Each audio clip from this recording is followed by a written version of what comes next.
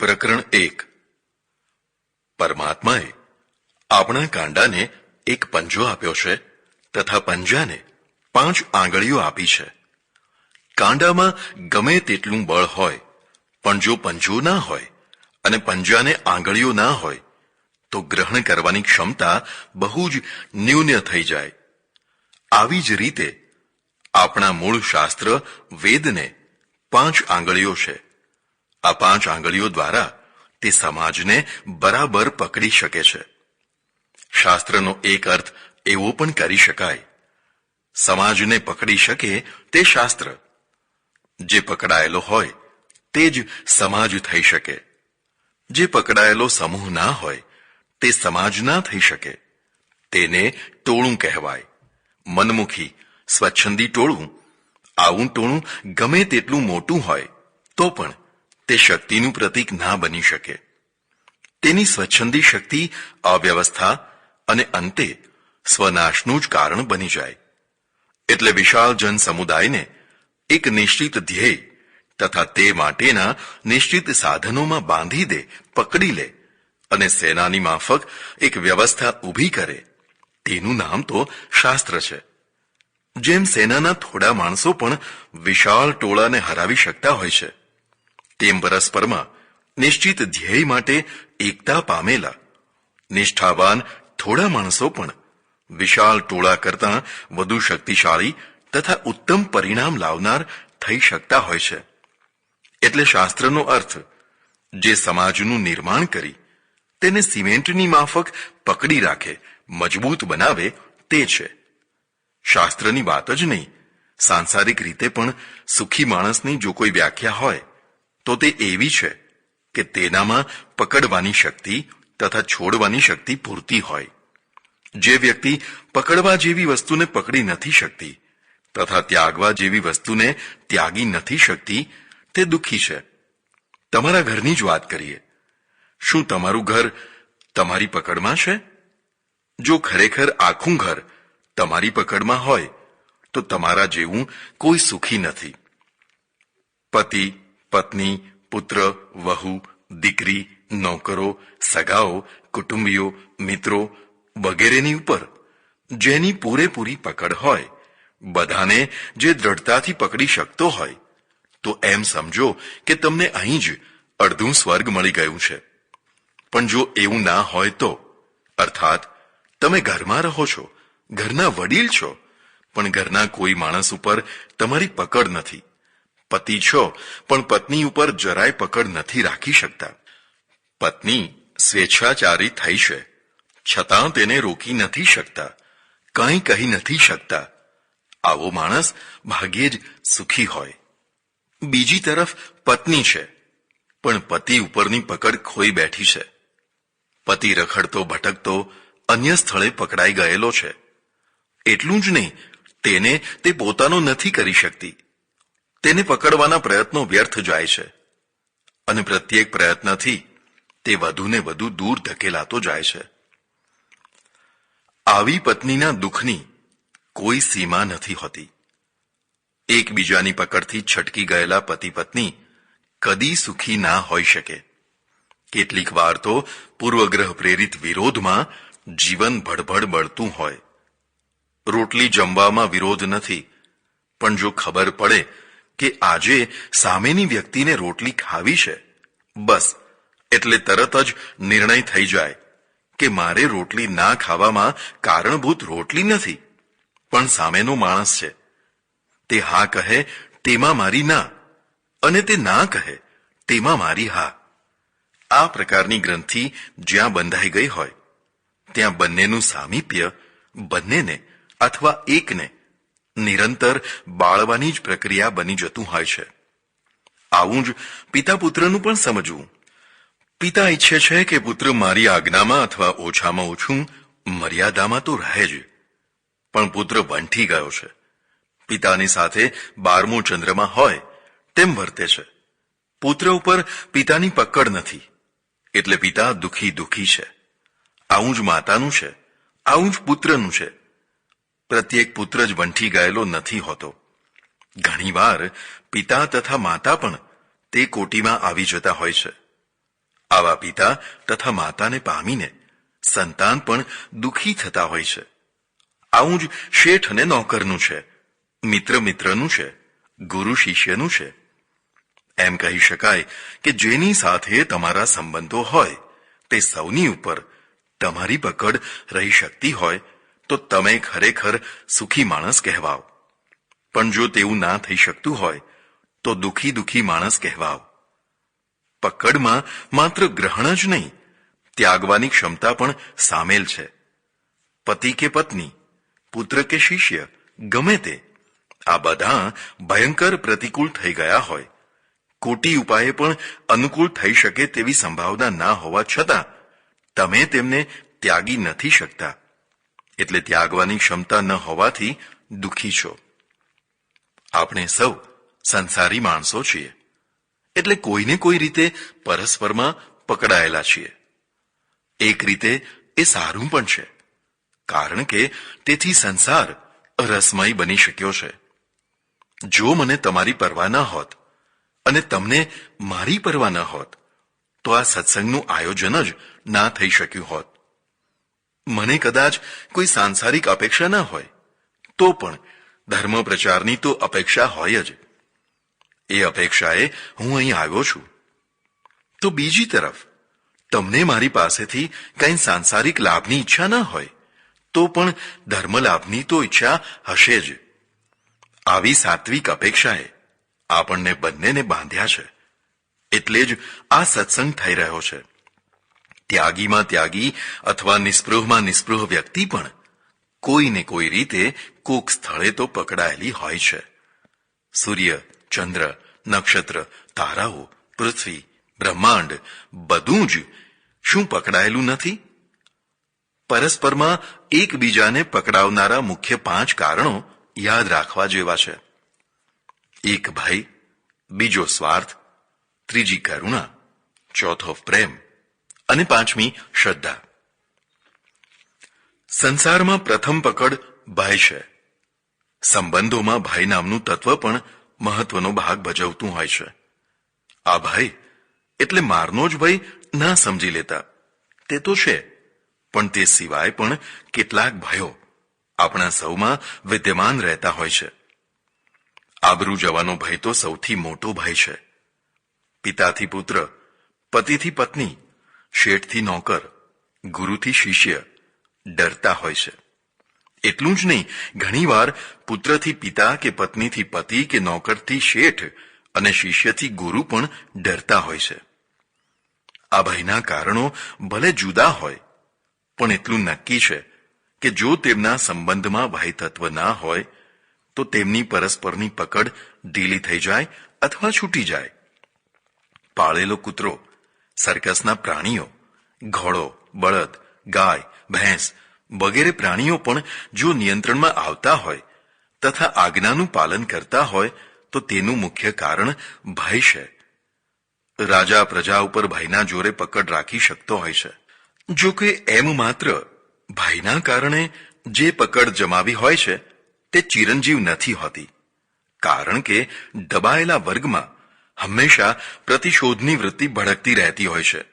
માનો કે એક પિતા માત્ર ભયના જોરે પોતાના સંતાનો ઉપર પકડ રાખવા ચાહે છે.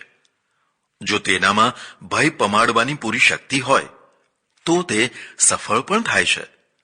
પણ જો માત્ર ભયના જોરે જ બાજી જીતવા માંગતો હોય તો તે ભીંત ભૂલે છે.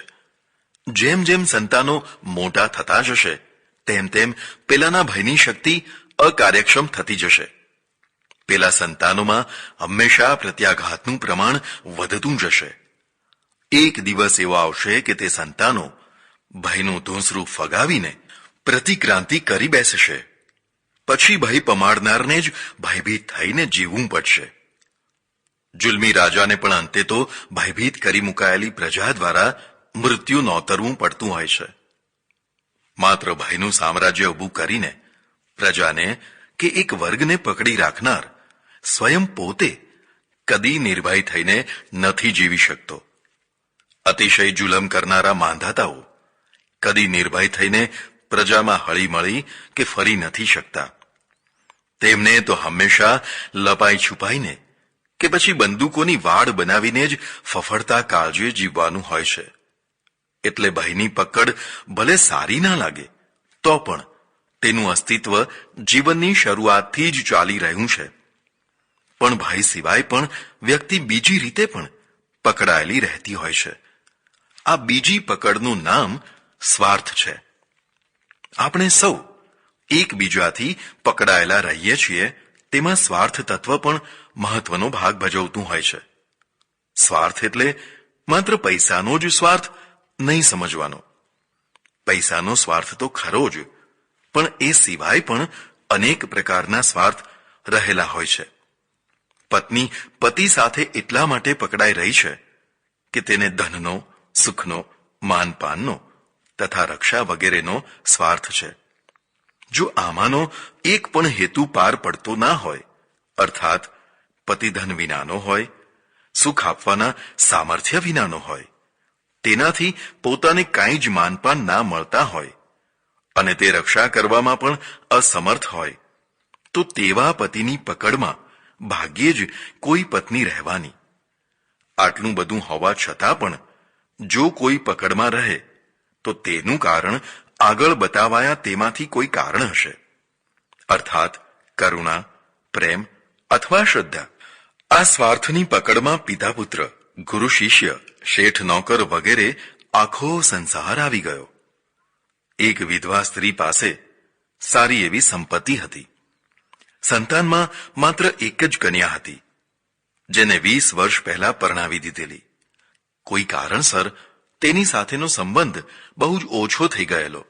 એટલે આ વિધવા ડોશી એકમાત્ર મિલકતની સર્વે સર્વા હતી. નજીકના બીજા સગાઓએ વિચાર કર્યો કે ડોશી મરી જશે પછી કાયદેસર પેલી છોકરીને જ મિલકત મળશે, એટલે તેના જીવતા જીવતા કંઈક વ્યવસ્થા કરવી જોઈએ. પ્લાન નક્કી થયો. તેના પ્રથમ ચરણના રૂપમાં ડોશીમાને ખૂબ જ ભાવથી જમાડવાનું શરૂ કર્યું. તે જરાક માંદા પડે તો બધા લોકો તેની ખૂબ જ સેવા ચાકરી કરે. ધીરે ધીરે ડોશીને થવા લાગ્યું કે આ લોકો જ મારા સગા છે. ત્રીજા માણસ દ્વારા આડકતરી રીતે સમજાવીને ડોશીની બધી મિલકત ડોશીના મર્યા પછી પેલા ભાઈને મળે તેવી કાયદાકીય વ્યવસ્થા કરાવી દીધી. ડોશીની સાચી પુત્રીને ખબર પડતા તેણે કોર્ટમાં વિરોધ નોંધાવી પોતાનો હક રજૂ કર્યો. તેલાભાઈની પૂરેપૂરી પકડમાં આવેલી ડોશીએ કોર્ટમાં જુબાની આપી કે મારે કોઈ સંતાન જ ન હતું. આ બાઈ તે મારી દીકરી છે જ નહીં. મારે દીકરી કે દીકરો કશું હતું જ નહીં. ડોશીની વાત માન્ય રહી. તેની સગી દીકરી કેસ હારી ગઈ. પેલા ભાઈને થયું કે હવે કાંઈ જ કાંટો રહ્યો નથી. માત્ર ડોશી મરે તેટલી જ વાર છે. પણ ડોશી તો કોણ જાણે ક્યારે મળશે. મિલકત પચાવી પાડનારને ડોશીના મૃત્યુ માટે જેટલી ઉતાવળ હોય તેટલી ઉતાવળ ડોશીને તો ના જ હોય. એટલે દિવસો વીતવા લાગ્યા. અંતે એક દિવસ પેલા ઘરના બધા માણસોએ મળીને ષડયંત્ર ગોઠવી દીધું. ડોશીને ખૂબ સત્તુ ખવડાયો. યુપી તરફ શેકેલા ચણા વગેરેના લોટને સત્તુ કહેવાય છે. સત્તુ ઉપર પાણીની તરસ બહુ જ લાગે. સત્તુ ખવડાવીને ડોશીને એક એવા બંધિયાર ઘરમાં મોકલી દીધા કે ત્યાં પાણી જ ન હતું. બહારથી બંધ કરીને ડોશીની અંતિમ ક્ષણોની જાણકારી માટે લોકો સંતાઈ ગયા. થોડી વાર પછી પાણીની તીવ્ર તૃષાએ ડોશીને આકુળ વ્યાકુળ કરી નાખી. એ હમાર બચવા હમકા પાણી પીલા દે. એ મારા છોકરા મને પાણી પીવડાવી દે. એવી કરુણાભરી બૂમો પાડી પાડીને રીબાય રીબાઈને ડોશીએ વેંત જીભ બહાર કાઢી પ્રાણ છોડ્યા. કામ પૂરું થયું. કહેવાની જરૂર નથી કે આવા સંબંધોમાં સ્વાર્થ તત્વની પૂરી પ્રધાનતા રહેતી હોય છે. ડોશીની માફક સંસારભરમાં કોણ જાણે કેટલા માણસો સ્વાર્થને કારણે એકબીજાથી પકડાઈને રહેતા હશે. સારું સારું ખાવાનું તથા માનપાન આપતા હશે, પણ આ બધાના મૂળનું પગેરું લેવામાં આવે તો તળિયેથી જે તત્વ નીકળે તે સ્વાર્થ જ હોય. સારું છે કે આપણે છેક તળિયા સુધી પહોંચી નથી શકતા. ઉપરના સ્તરે જ એકબીજાનું મૂલ્ય કરી સુખી દુખી થઈ જતા હોઈએ છીએ. બાકી છેક તળિયે તો કદાચ સ્વાર્થ જ પલાઠી વાળીને બેઠો હોય. તુલસીદાસજીએ કહ્યું છે, સુર નર મુનિવર કી યહ રીતિ, સ્વાર્થ લાગી કરહી સબ પ્રીતિ. અમેરિકાની એક ઘટના છે. માર્ગમાં એક ભાઈએ મને જણાવ્યું કે અમારી હોટેલમાં એક 73 વર્ષના વૃદ્ધ માજી છે. તેમની દીકરીએ દૂરના કોઈ ગામથી પત્ર લખ્યો કે અમારી પાસે એક વૃદ્ધ યુગલ રહેતું હતું. તેમાંથી વૃદ્ધાનું અવસાન થયું છે. હવે માત્ર 80 વર્ષના એકલા વૃદ્ધ પુરુષો જ રહી ગયા છે. તેમની ફરી લગ્ન કરવાની ઈચ્છા છે. જો માજીની ઈચ્છા હોય તો અમે ગોઠવી આપીએ. દીકરીએ માજીને ભલામણ પણ કરી હતી કે જગ્યા સારી છે, મકાન પોતાનું છે તથા વૃદ્ધ પાસે સારી રકમ પણ છે. આ વાત સાંભળીને મને નવાઈ લાગી. ભારતમાં માતાઓ પોતાની દીકરીના લગ્ન માટે પ્રયત્ન કરતી હોય છે, જ્યારે અહીં દીકરી માતાના લગ્ન માટે પ્રયત્ન કરી રહી છે. પછી શું થયું? એવી મારી જિજ્ઞાસાના જવાબમાં પેલા ભાઈએ મને જણાવ્યું, ડોશીએ અમેરિકામાં ડોશીને ડોશી ના કહેવાય, યંગ લેડી યુવતી જ કહેવાય. 2 કારણોસર આ પ્રસ્તાવનો અસ્વીકાર કરી દીધો. એક તો મૂર્તિઓ 80 વર્ષનો એટલે કે જરા વધારે વૃદ્ધ છે. બીજું, તે અત્યારે એક પાદરીના પ્રેમમાં છે, એટલે મિલકતની મોટી લાલચ હોવા છતાં પણ તે તૈયાર ના થઈ.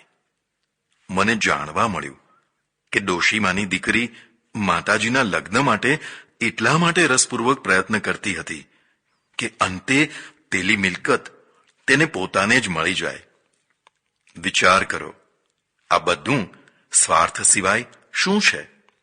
સૌ પકડાયેલા બંધાયેલા છે પણ પોતપોતાના સ્વાર્થને. માત્ર ભય તથા સ્વાર્થથી જ સંસાર નથી ચાલતા.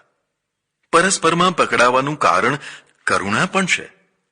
કશો જ ભય કે કાંઈ જ સ્વાર્થ ના હોવા છતાં કેટલાક પરમાર્થી માનવો કરુણાના કારણે પકડાયેલા રહે છે.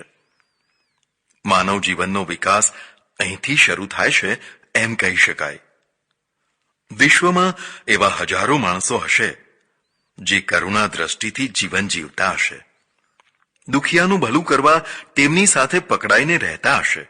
જેનો સંબંધ ચાલુ રાખવાથી અગવડો તથા દુઃખો જ આવવાના હોય, છતાં પણ કરુણા હૃદય એકમાત્ર કરુણાના કારણે જ આવા સંબંધો તોડવાની જગ્યાએ વધારતા જતા હોય છે.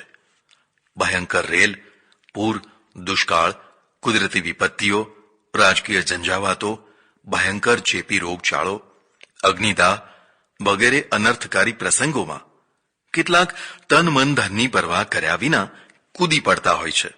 ઘણીવાર ફના પણ થઈ જતા હોય છે. આવું ગાંડ પણ કેમ થતું હશે? એકમાત્ર કરુણાનો સાગર તેમના હૃદયમાં ઉછળી રહ્યો છે, તે તેમને ફના થઈને અમર થવા ધકેલતો હોય છે. અમેરિકામાં એક ઘટના ઘટી હતી. વોશિંગ્ટનથી એક વિમાન ઉડ્યું. ઉડતાની સાથે જ તૂટી પડ્યું. પલકવારમાં બચાવ કામગીરી કરનારા હેલિકોપ્ટરો ઉડ્યા. પાસેની નદીના બરફ થઈને થીજી ગયેલા જળપ્રવાહમાં કેટલાક યાત્રાળુઓ પડ્યા હતા. તેમને બચાવવા માટે વિદ્યુત વેગે કાર્ય થઈ રહ્યું હતું. એક હેલિકોપ્ટરે એક માણસ ઉપર રબરનો પટ્ટો નાખ્યો, એટલા માટે કે તે પોતાના શરીર સાથે પહેરી લે તો હેલિકોપ્ટર તેને ઉપર ખેંચી લે. પેલા ભાઈએ તે પટ્ટો પોતે ન પહેરતા બાજુમાં ડૂબતા બીજા માણસને પહેરાવી દીધો. હેલિકોપ્ટરે તેને ઉપર ખેંચી લીધો. બીજી વાર તેની જ ઉપર પટ્ટો નાખ્યો. ફરીવાર પણ તેણે બીજી વ્યક્તિને જાતે પટ્ટો પહેરાવી દીધો. ત્રીજી વાર પણ તેણે ફરી કોઈ ત્રીજી વ્યક્તિને પટ્ટો પહેરાવી જીવાડી દીધો. હેલિકોપ્ટરનો કેપ્ટન વિચારમાં પડી ગયો. આ તે કેવો ત્યાગી છે! હું તેને બચાવવા માંગુ છું જ્યારે તે બીજાને મોકલી આપે છે. ચોથી વાર તેણે તેના જ ઉપર પટ્ટો નાખ્યો ત્યારે તે છેલ્લી ડૂબકી મારી રહ્યો હતો. હવે તે પટ્ટો પહેરી શકે તેટલા ભાનમાં ન હતો. તેણે દેખતા દેખતા જળ સમાધિ લીધી. પાયલોટનું મસ્તક એ અજ્ઞાત વ્યક્તિના ચરણમાં ઝૂકી રહ્યું. પેલા માણસોને પૂછતા જણાયું કે તે અમારો કોઈ જ ઓળખીતો ન હતો. આવા અસંખ્ય કરુણાવીરોથી આ ભૂમિ ધન્ય થતી હોય છે. પ્રેસિડેન્ટ રેગને એ અજ્ઞાત વ્યક્તિને અંજલિ આપતા કહ્યું, અમેરિકાને તેના જ્ઞાન વિજ્ઞાન તથા સંપત્તિ કરતા પણ આવા ત્યાગીઓ પ્રત્યે વધુ અહોભાવ તથા ગૌરવ છે. નર્યા સ્વાર્થમાં જ જીવન જીવનારને આ પાગલપણું જ લાગે, પણ આવા પાગલ માણસો જ વિશ્વના આદર્શ બનતા હોય છે.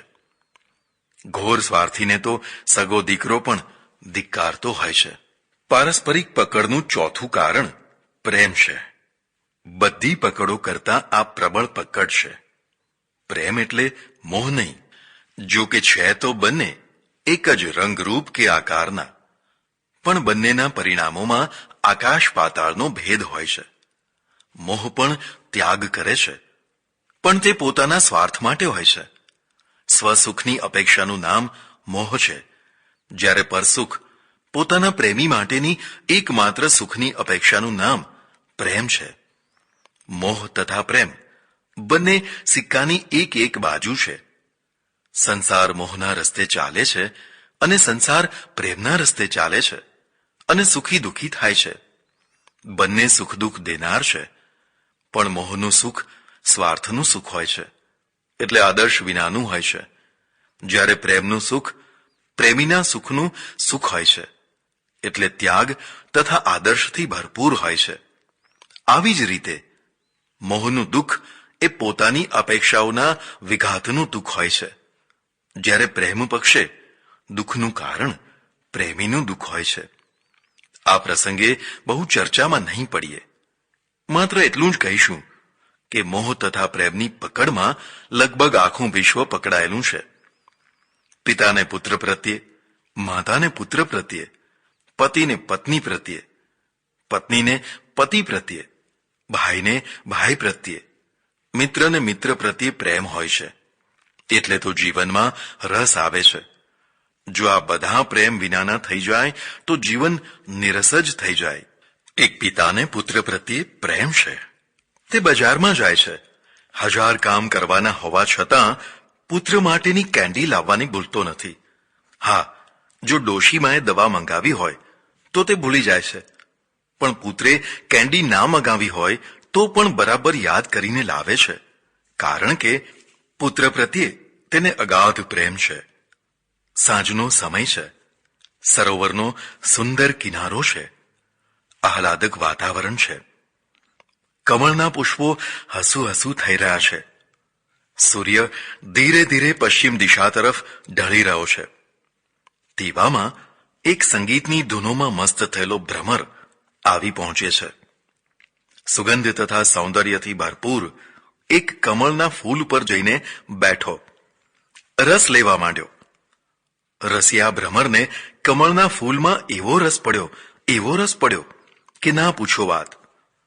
આથમતા સૂર્યે એને ચેતવ્યો, બસ, હવે બસ કર, ઉડી જા. હવે રાત્રિના પગરણ થઈ રહ્યા છે. કમળ બીડાઈ જશે એટલે તું કેદી થઈ જઈશ, માટે હજી ઉડી જા. પણ ભમરો ના ઉડ્યો. નહીં, ઉડી ના શક્યો.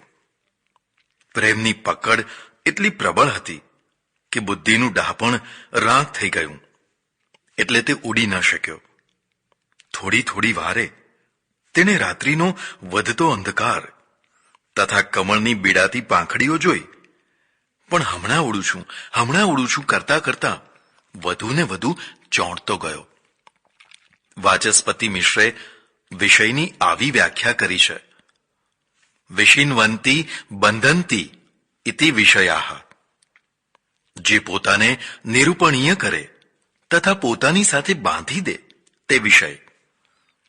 વિષય ભોગવનાર જો સ્વાધીન રહેતો હોય તો તેને દુઃખનું મૂળ કોણ કહે? પણ સ્વાધીનતા તથા વિષય સેવન બંને ભાગ્યે જ એક સમયે રહી શકે. જેમ જેમ વિષય સેવનની માત્રા વધારે તેમ તેમ પરાધીનતાનું પ્રમાણ પ્રબળ.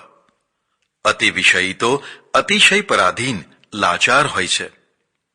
વ્યસન કરતાં પણ વિષયની પકડ પ્રબળ હોય છે. વ્યસનોથી મુક્ત થયેલા માનવો પણ વિષયથી મુક્ત નથી થઈ શકતા. મુક્ત નથી થઈ શકાતું. એટલે ઘણા લોકોએ તેમાં ચોંટ્યા રહેવાનું અથવા ડૂબવાનું દર્શન પણ વિકસાવ્યું છે. તેના સમર્થનમાં અસંખ્ય યુક્તિ પ્રયુક્તિઓ પણ આપી છે. ભ્રમર ફૂલ સાથે ચોંટ્યો હતો. પ્રેમની પકડ કહો કે વાસનાની પકડ, પણ એક પ્રબળ પકડમાં પકડાયેલો હતો એટલે ઉડી ના શક્યો. કમળ બીડાઈ ગયું. કેદી થયેલો ભ્રમર વિચારે છે, કાંઈ ચિંતા નહીં, ફરી પ્રભાત થશે, સૂર્યોદય થશે અને હું મુક્ત થઈને ઉડી જવાનો. બસ ફરી બીજી વાર આવી ભૂલ નહીં કરું. મધુરી પણ ઠગારી આશામાં કેદનો સમય પસાર કરી રહ્યો હતો. ત્યાં તો એક મદોન્મત્ત હાથી જળ પીવા આવ્યો. તેણે જળ ક્રીડા કરતાં કરતાં પેલા કમળના ફૂલને પકડીને મુખમાં મૂકી દીધું. ઓહ, ભમરો નામશેષ થઈ ગયો. ફરી સવાર થયું, પણ તેને જોવા માટે ભમરો ન હતો. પ્રેમની પકડે તેને યમ સદન પહોંચાડી દીધો. કોઈએ કહ્યું કે ભમરો તો કઠોરમાં કઠોર લાકડામાં પણ કાણા પાડી દેતો હશે, તો પછી ફૂલની કોમળ પાંખડીઓને ભેદીને બહાર કેમ નથી નીકળી જતો? ઉત્તર હતો, આ કોમળ પાંખડીઓ સાથે તેને પ્રેમ છે. દારૂ ભેદ નિપુણો પી ષડમ ધ્રેનિર્ષ્ક્રિયો ભવતી પંકજ કોશે. લોખંડની જાડી સાંકળો તોડી શકાય, પરંતુ પ્રેમનો કાચો તાંતણો ના તોડી શકાય. એક નાના બાળકને જોજો. આટલી વિશાળ સભામાં પણ તે તેની માને શોધતું હશે. તેની માના ખોળામાં તેને સુખ મળે છે. તેનું માપ સ્વર્ગના સુખથી પણ ના કાઢી શકાય. તેની માના ખોળાના જગ્યાએ કોઈ મહારાણી તેને પોતાના ખોળામાં બેસાડવા માંગે તો પણ તે બેસવા તૈયાર નહીં થાય. ભિખારીના છોકરાને પણ પોતાની ભિખારણ માનો જ ખોળો સુખ આપે છે, કારણ કે ત્યાં તેનો પ્રેમ છે. મહારાણીનો ખોળો સોને મળ્યો હોય તો પણ તે બાળક માટે સુખપ્રદ નથી થઈ શકતો, કારણ કે સોનું એ પ્રેમનો વિકલ્પ નથી. પ્રેમ તો નિર્વિકલ્પક છે. જેમ બાળકનો અનન્ય પ્રેમ માતા પ્રત્યે છે, તેમ માતાનો અનન્ય પ્રેમ પણ બાળક પ્રત્યે છે. માં કાર્ય માટે ફેક્ટરી, ખેતર કે કોઈ જગ્યાએ ગઈ હોય તો જેમ બાળક તેને ઝંખ્યા કરતું હોય છે, માં માટે જુર્યા કરતું હોય છે, તે માં પણ પળે પળે બાળકને ઝંખ્યા કરતી હોય છે. ક્યારે કામથી છૂટું અને ક્યારે મારા લાલાને છાતી સાથે ચાંપી દઉં, એવી તાલાવેલીના ઉભરા વારંવાર તેના હૃદયમાં ઉભરાતા હોય છે. આ વહાલના પૂરમાં ઘણીવાર તેની છાતીમાંથી આપોઆપ દૂધ સ્ત્રવિત થવા લાગે છે. લાંબા લાંબા ડગલા ભરતી તે માં ઘર તરફ દોડી રહી છે બાળકને મળવા. અને માં બાળકનું મિલન તમે જોયું છે? જોજો. આ પરમાત્માનો મૂકેલો પ્રેમ છે. એ પ્રેમના કારણે માં થઈ શકે છે. જો આ પ્રેમ ના હોય તો કોઈ પણ સ્ત્રી સાચા અર્થમાં માં ના થઈ શકે. એક વિધવાને એકનો એક જ દીકરો બહુ વાલથી ઉછરીને ઘણા કોડ સાથે મોટો કર્યો, પણ જુવાનીના પ્રથમ પગથિયે તે ગબડી પડ્યો. ગામની એક વેશ્યાની જાળમાં ફસાઈ ગયો. પૂરેપૂરો ફસાયો. તન મન ધનથી પોતે તથા પોતાના ઘરને બરબાદ કરવામાં બાકી ન રાખ્યું. તેની આવી ચાલ ચલગતથી સારા માણસોને ઘૃણા થઈ. વિધવાને તો પોતાના પુત્રને સારા ઘરમાં પરણાવવાના કોડ હતા, તે નષ્ટ થઈ ગયા. તે સમસમીને પુત્રના લક્ષણો જોતી રહેતી. તેને સુધારવા ઘણા પ્રયત્ન કર્યા, પણ ધૂળ. તે વધુને વધુ બગડતો ગયો. હવે તો ઘણીવાર તે માની ઉપર હાથ પણ ઉપાડી દેતો. વેશ્યાની મોહજાળમાં જકડાયેલો આ પુત્ર વેશ્યાનો પડ્યો બોલ ઉપાડવા તૈયાર હતો. પેલી વેશ્યાએ જોયું, જ્યાં સુધી તેની માં જીવતી હશે ત્યાં સુધી બધી મિલકત મને મળવાની નથી, એટલે તેનો કાંટો જ કાઢવો જોઈએ. પેલા મોહાંધને ચડાવીને વેશ્યાએ કહ્યું, જો મારા ઉપર તારો સાચો પ્રેમ હોય તો હમણાં ને હમણાં તારી માતાનું કાળજું કાઢી લાવ. એ કાળજા ઉપર પગ મૂકીશ ત્યારે જ મને શાંતિ થશે. કામાંધ વ્યક્તિ શું ના કરે? પેલો છોકરો હાથમાં છરી લઈને ઘર તરફ દોડ્યો. તેની માં ઘરમાં બેઠી બેઠી મનોમન પુત્રનું ભલું થાય તેવી પ્રાર્થના કરી રહી હતી. ત્યાં તો કાળનું સાક્ષાત રૂપ ધારણ કરીને સગો પુત્ર આવ્યો. ઓહ સંસાર! આ પુત્ર જન્મ્યો ત્યારે આ જ માતા કેટલી ખુશ થઈ ગઈ હતી. પેંડા વહેંચ્યા હતા, થાળીઓ વગાડી હતી, કેટલી બાધાઓ અને માન્યતાઓ પૂરી કરી હતી. તે દિવસે તેને ક્યાં ખબર હતી કે તેના પેટે તેનો જ કાળ જન્મ્યો છે, તેનો જ ખૂન કરનારો ખૂની જન્મ્યો છે. આવતાની સાથે જ તેણે માના પેટમાં છુરી હુલાવી દીધી. કાળજું કાઢી હાથમાં લઈ પોતાની પ્રેમિકા વેશ્યાને આપવા દોડ્યો. ક્યાંક મોડું ના થઈ જાય અને આ કાળજું ઠંડુ ના પડી જાય એટલે વેગથી દોડ્યો. પણ રસ્તામાં ઠેસ વાગી, ગબડી પડ્યો. હાથમાં પકડેલું કાળજું છૂટી ગયું, ધૂળમાં પડ્યું. ધૂળમાં પડેલા એ કણસતા કાળજામાંથી અવાજ આવ્યો, ખમ્મા મારા લાલને, બેટા વાગ્યું તો નથી ને? પાંચમી અને છેલ્લી પકડ શ્રદ્ધાની છે. વિશ્વભરના તમામે તમામ ધર્મોના અનુયાયીઓ પોતપોતાના ધર્મને, શાસ્ત્રને, ધર્મગુરુઓ તથા વડીલો વગેરેને પકડીને રહેતા હોય છે, અથવા આ પૂજ્ય વર્ગ અનુયાયી વર્ગ ઉપર સજ્જડ પકડ ધરાવતો હોય છે. તેમાં મુખ્ય પરિબળ શ્રદ્ધા છે. શ્રદ્ધા એટલે પૂજ્યતા ભાવ સાથેનો પ્રેમ. ભાઈ ભાઈ વચ્ચે કે મિત્ર મિત્ર વચ્ચે પ્રેમ હોય, પણ પિતા પુત્ર કે ગુરુ શિષ્ય વચ્ચે માત્ર પ્રેમ નહીં, પણ પ્રેમની સાથે પૂજ્યતા ભળે એટલે શ્રદ્ધા તત્વ પ્રગટે. એ શ્રદ્ધા તત્વ હોય છે. હા, એક વાત ખાસ યાદ રાખવાની, પ્રેમની જગ્યાએ મોહ હોય અને મોહની સાથે પૂજ્યતા ભળે તો તેમાંથી અંધશ્રદ્ધા પ્રગટે. ઘણીવાર શ્રદ્ધા કરતા પણ અંધશ્રદ્ધાની પકડ બહુ જ બળવાન હોય છે. અંધશ્રદ્ધાળુને તેના વિનાશી માર્ગથી પાછો વાળવો સરળ કામ નથી. મોટા ભાગના સંપ્રદાયો, પંથો, વાડાઓ, મંડળો શ્રદ્ધાના નામે અંધશ્રદ્ધાનો જ વધારે પ્રચાર કરતા જોઈ શકાશે. ભારતમાં લગભગ 20,000 ધાર્મિક પંથો છે. દરેકને ઓછા વત્તા અંશે અનુયાયી વર્ગ છે. જો આ બધા વિવેકપૂર્વકની શ્રદ્ધાથી પકડાયેલા હોય તો આટલા બધા પંથો કદી થાત જ નહીં. પણ શ્રદ્ધાના નામે અંધશ્રદ્ધાથી જ મોટો ભાગ ફસાયેલો હોય છે, એટલે તેમનો માર્ગ કલ્યાણકારી નથી બની શકતો. એક વાત નક્કી છે કે શ્રદ્ધા કે અંધશ્રદ્ધા જે હોય તે, પણ તેથી માનવ સમુદાય પકડાયેલો રહે છે તેની ના ન કહી શકાય. આ 5 તત્વોથી મુખ્યતઃ વ્યક્તિ તથા સમાજ પકડાયેલો હોય છે. આ 5 પકડો કલ્યાણકારી પણ થઈ શકે છે અને અકલ્યાણકારી પણ થઈ શકે છે. જુલ્મી રાજા કે શાસક ભયનું વાતાવરણ ઊભું કરીને પ્રજા ઉપર પકડ જમાવી શકે છે તે વાત આપણે પહેલા જાણી. આવો ભય આવકાર્ય નથી જ, પણ ભયમાં પણ કલ્યાણકારી તત્વ રહેલું છે તે જાણવા જેવું છે. આસ્તિક વ્યક્તિને પરમાત્માનો ભય હોય તો તે કલ્યાણકારી કહેવાય. બધાથી નિર્ભય થવું સારું છે, પણ પરમાત્માથી પણ નિર્ભય થઈ જવું તે કલ્યાણકારી ના કહેવાય. પાપ ભય, ગુરુજનોનો ભય, વડીલોનો ભય, આબરૂનો ભય, આવા અનેક ભયોની પ્રતિષ્ઠાથી વ્યક્તિ તથા સમાજનું કલ્યાણ થતું હોય છે. નીચેના ઓફિસરને ઉપરના ઓફિસરનો ભય ના હોય તો તેથી સુચારુ વ્યવસ્થા સ્થાપી ના શકાય. અવ્યવસ્થા જ પ્રસરે.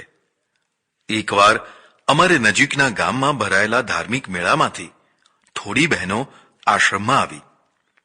તેમાંથી એક બહેનના હાથમાં નરકમાં થતી યાતનાને ચિત્રાત્મક રીતે બતાવતું ચિત્ર હતું. કોઈ 20-25 ચિત્રોનો એ નકશો હતો.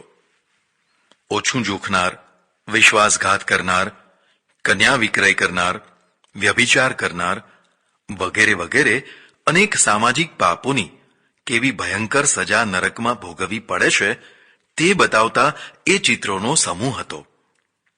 તે બહેને મને એ ચિત્ર બતાવતા કહ્યું, ખરેખર શું આવું થતું હશે? મેં કહ્યું કે જરૂર થતું હશે. બધી બહેનો ધારી ધારીને એ ચિત્રો જોતી હતી. પછી ભય મિશ્રિત વાણીથી બોલી, ઓ પ્રભુ, આવા પાપોથી અમને બચાવજે. અમારાથી તો આ દુઃખ નહીં ભોગવી શકાય. આનું નામ ધર્મભીરુતા યા પાપભીરુતા કહેવાય. જો આવો ભય ના હોય તો કદાચ વ્યક્તિ નિર્ભય થવા કરતાં વધારે નફ્ફટ યા સ્વચ્છંદી થઈ જાય. હા, એટલું કહી શકાય કે આવા ભય માટેનો પણ એક સ્તર તથા ક્ષેત્ર હોય છે. બધા જ માટે આવો ભય જરૂરી નથી. આવા ભય વિના પણ સરળતાથી નિષ્પાપ રહેનારો એક વર્ગ પણ હોય છે. આવી જ રીતે માતા પિતા, વડીલો વગેરેનો ભય પણ કલ્યાણકારી થઈ શકતો હોય છે. ખાસ કરીને બાલ્યકાળ તથા યુવાવસ્થાના દિવસોમાં જો પૂર્ણ નિર્ભયતા એટલે કે સ્વચ્છંદતા આવી જાય તો આત્મઘાત જ સિદ્ધ થાય. રાજાને પણ જો જરા પણ ભય ના હોય તો શાસન તૂટી પડે. એનો અર્થ સજ્જનો ઉપર અત્યાચાર થાય. એટલો ભય પણ સાપેક્ષ રીતે કલ્યાણકારી છે. શું તમારી પાસે એટલી શક્તિ તથા આવડત છે કે તમે તમારા આશ્રિતોને, નોકરોને, શત્રુઓને ભય પમાડી શકો છો? જો હા, તો તમે બળવાન વ્યક્તિ છો. પણ જો તમારાથી કોઈ ડરતું ના હોય તો તમે દુર્બળ વ્યક્તિ છો. એટલે તમારી પકડમાં કોઈને રાખી શકતા નથી. પોતાના ઘરમાં માણસ, આશ્રિતો, નોકરો વગેરેને સુખી કરવા માટે પણ અમુક પ્રકારનો ભય જરૂરી છે. જે ઘરના મોટા માણસનો ભય ભાગી જતો હોય છે તે ઘર છિન્ન ભિન્ન થઈ જતું હોય છે. ઘરના મોટા માણસથી ડરીને બધા ચાલે છે તેમાં માત્ર મોટા માણસની જ મહત્તા ના સમજી લેતા. આધીન રહેનારા માણસો ખાનદાન, જાતવાન મળ્યા છે એટલે તે બધાને પકડીને રાખી શકે છે અને માત્ર મોટા માણસનો જ ભય બધા ઉપર રહે તેટલું જ પર્યાપ્ત નથી. પિતાથી પુત્ર ડરે તેમ પુત્રથી પિતા ડરે. પુત્રના દેખતા જ જો તે ગમે તેવી વર્તણૂક કરતો થઈ જાય તો તેનું વ્યક્તિત્વ ઘસાવા લાગે એટલે તેની પ્રબળતા ઘટવા લાગે. વ્યક્તિનું વ્યક્તિત્વ ક્ષીણ થાય.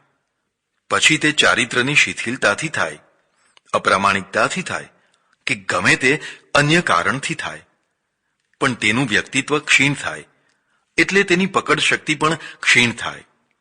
મારા આશ્રમમાં માનો કે 25 માણસો રહે છે. એ 25 જો મારાથી ડરીને રહેતા હોય તો આશ્રમની વ્યવસ્થા બરાબર ચાલી શકશે. પણ જો એ 25 જરા પણ ભય પામ્યા વિના સ્વેચ્છાચારી થઈ જાય તો પ્રથમ તો આશ્રમ તૂટી પડે અને સાથે જ તે 25ને પણ નુકસાન થાય. એટલે આશ્રમ, તેમનું તથા સૌનું કલ્યાણ તેમાં છે કે તે વડીલથી ભય પામે અને મર્યાદા કે નિયમમાં રહે. પણ જો એ 25ને ભય પમાડતા ઈચ્છતો હોવ તો સર્વપ્રથમ મારે તેમનાથી ભય પામવો જોઈએ. હું સ્વયં ભય વિનાનો થઈ જાઉં તથા સ્વચ્છંદાચારી થઈ જાઉં તો પેલા 25 આગળ વ્યક્તિત્વ વિનાનો થઈને હું લાંબો સમય દબાણ લાવી શકું નહીં. એટલે કલ્યાણકારી ભય એક પક્ષીય નહીં પણ ઉભય પક્ષી છે. હા, એટલું ધ્યાનમાં રાખવાનું કે વિવેકથી ડરવાના તથા ના ડરવાના સ્થાનો નક્કી કરવા જોઈએ. જે સ્થાને ડરવાથી ભલું થતું હોય તે તથા જ્યાં ડરવાથી ભૂંડું થતું હોય તે બંને સમજવા જોઈએ. એવું ના થાય કે ન ડરવાની જગ્યાએ ડરે અને ડરવાની જગ્યાએ ના ડરે. આવું થાય તો જીવન બરબાદ જ થઈ જાય. સ્વાર્થ પણ એક અંશમાં કલ્યાણકારી છે. જો સ્વાર્થનો છાંટોય ના હોય તો સારી પ્રવૃત્તિ પણ ના થઈ શકે. શિષ્યને ગુરુ પાસેથી જ્ઞાન લેવાનો સ્વાર્થ છે, એટલે તો તે ગુરુની સેવા તથા દબાવ સહન કરે છે. જો શિષ્યને એટલોય સ્વાર્થ ના હોય તો તે શિષ્ય થાય જ શું કામ? અને ગુરુને બીજો નહીં તો જ્ઞાન આપવાનો સ્વાર્થ છે જ. પ્રભુ પ્રાપ્તિ માટે, અંતઃકરણની શુદ્ધિ માટે, સ્વાંતઃ સુખાય વગેરે અનેક ઉચ્ચ હેતુઓ માટે પણ જે પ્રવૃત્તિ થતી હોય છે તેમાં પણ તે હેતુઓને સ્વાર્થ ગણી શકાય. બીજી એક વાત ગાંઠ વાળવા જેવી છે. જેની પાસે કશો જ સ્વાર્થ સિદ્ધ થઈ શકે તેમ ના હોય તેવી વ્યક્તિ સંસારમાંથી ફેંકાઈ જાય છે, તણખલા જેવી થઈ જાય છે.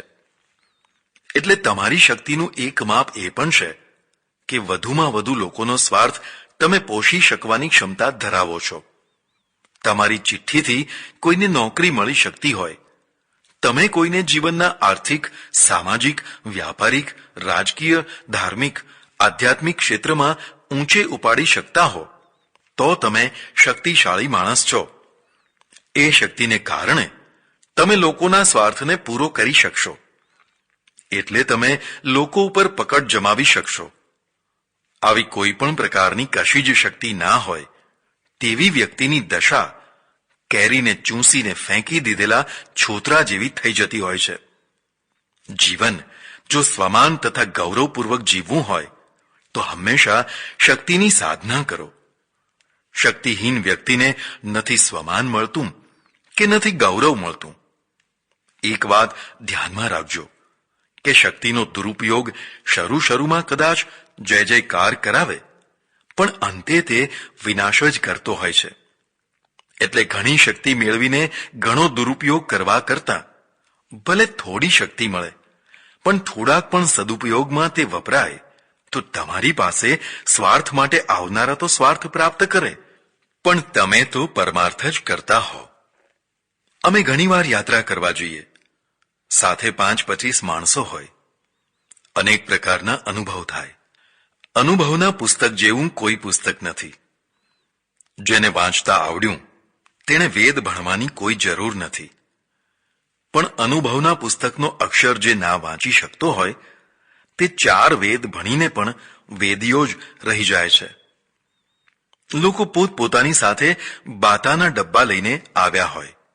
સમય થાય એટલે સૌ જમવા બેસે. તેમાં 2 પ્રકારના દ્રશ્યો જોવા મળે. એક યાત્રાળુ તો એવો હોય કે પોતાનું બાતું ખોલીને સૌને આગ્રહ કરીને આપે. આપવા માટે જ તે વધારે લાવ્યો હોય. ફરીને સૌને આપતો જાય અને રાજી થતો જાય. ઠેઠ યાત્રા પૂરી થાય ત્યાં સુધી તેની આ પ્રક્રિયા ચાલ્યા કરે. એકાદ કોઈ એવો પણ યાત્રાળુ હોય જેને આપવાના સંસ્કાર ગળથૂથીમાંથી જ મળ્યા નથી. એટલે સારી નરસી વસ્તુ તેને પડોશીને પણ આપવાની ઈચ્છા થતી નથી. આવા માણસો પોતાનો ડબ્બો ખોલીને ચૂપચાપ એકલા જમી લેતા હોય છે. ભુંજતે તે ત્વઘમ પાપાહ ગીતા કહે છે. તે પાપીઓ જે માત્ર પોતાના માટે જ રાંધે છે તે પાપ જમે છે. આવા માણસો ત્યારે તો અતિશય ઘૃણાસ્પદ બની જતા હોય છે જ્યારે ખબર પડે કે તે તો બહુ પૈસાદાર માણસ છે. લોકો મનોમન તેના પ્રત્યે ઘૃણા કરતા હોય છે. લોભિયા માણસને જેટલા જોડા મારે છે તેટલા બીજું કોઈ નહીં મારતું હોય. ઉદાર વ્યક્તિની ઉદારતા સગા ભાઈ કરતા પણ વધુ સહાયક થતી હોય છે. ઉદારતા હંમેશા પોતાની જગ્યા કરી જ લેતી હોય છે. મારો તો અનુભવ છે કે ઉદારતા કદી નુકસાનમાં નથી રહેતી. પરિણામે લાભને લાભ જ થતો હોય છે. જ્યારે યાત્રા પૂરી થાય ત્યારે પેલી ઉદાર વ્યક્તિ ફૂલથી પૂજાતી હોય. સૌને તેના પ્રત્યે આદર, માન અને લાગણી થાય. તે લાખ રૂપિયાનો થઈને ઘરે જાય. જ્યારે પેલી ઘોર સ્વાર્થી વ્યક્તિ અપયશ અને અપમાનના જોડા ખાતી હોય. ટકાની થઈને તે ઘેર જતી હોય. કરુણા તો કલ્યાણકારી જ ગણાય.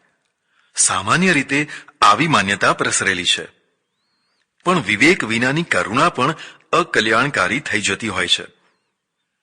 જીવદયા પ્રત્યે અતિશય લાગણી રાખનાર ઘણીવાર કસાઈખાને જતા બકરાને 4 ગણી રકમ આપીને બકરા ખરીદી લે અને છોડાવી લે છે, પણ પછી તે જ રકમથી 4 ગણા બકરા ખરીદીને 4 ગણી હિંસા કરાતી હોય છે. આ પ્રકારની દયાથી મૂળ હેતુ સુધારતો નથી, પણ બગડતો હોય છે. આવી જ રીતે ખોટી દયા બતાવીને બાળકનું, શિષ્યનું, પુત્રનું, રોગીનું જીવન બગાડી શકાતું હોય છે. પણ દયાનું કલ્યાણકારી રૂપ પણ છે, જેના દ્વારા માણસ સંત બને છે, મહાન બને છે. આવી કરુણા થોડા અંશમાં પણ જો માણસ પાસે હોય તો તેના દ્વારા પરમાર્થ થતો રહે છે. પરમાર્થ જેવો કોઈ મિત્ર નથી.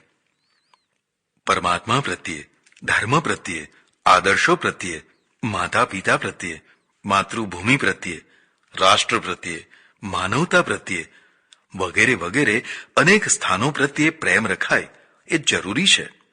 દુર્ભાગ્યવશ આપણે ત્યાં ધાર્મિક તથા આધ્યાત્મિક ક્ષેત્રમાંથી એકાંગી પ્રેરણાનો પ્રવાહ શરૂ થયો જણાય છે.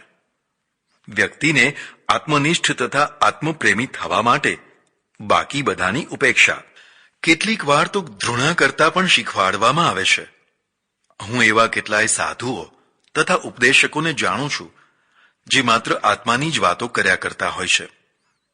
આત્મનિષ્ઠાની સાબિતી સમાજ, રાષ્ટ્ર, માનવતા, કર્તવ્યો વગેરેની જેમ જેમ વધુને વધુ ઉપેક્ષા કરો તેમ તેમ વધુને વધુ મળતી રહે તેવું સમજતા કે સમજાવતા આ ઉપદેશકો પરલોકના નામે આ લોકને ધૂળધાણી કરતા જોઈ શકાય છે.